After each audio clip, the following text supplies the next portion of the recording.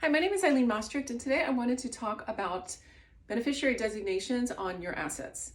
So any of us can walk into our bank and for free, we can put a beneficiary designation on our bank accounts. This is very common, and if you have a life insurance policy or you have a retirement account, they give you a form. You can either do it online or sometimes it's still paper, where you put a primary beneficiary and then a contingent beneficiary. If you have annuities, CDs, brokerage accounts, whatever it is, you are allowed to put a beneficiary designation on there. And when you pass, all that beneficiary has to do is submit your death certificate and an ID.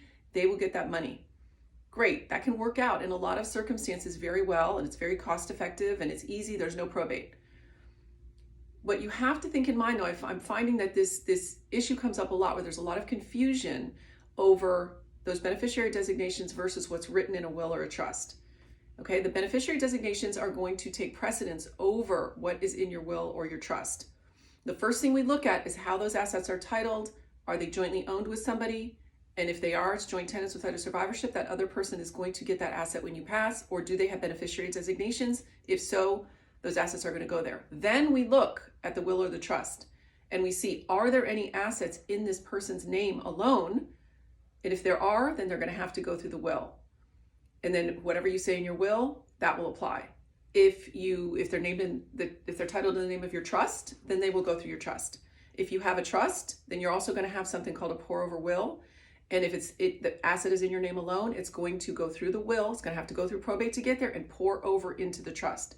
So it's just important. You have to think through all the way when you're thinking of who's going to get what.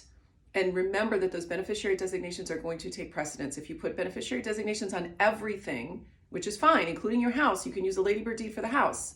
This can be a great way to take care of things, but just remember that whatever is written in your will or your trust there's not going to be anything for those people. Those people might be the same as your beneficiary designations, but you just have to follow it all the way through to make sure you understand exactly who's going to get what.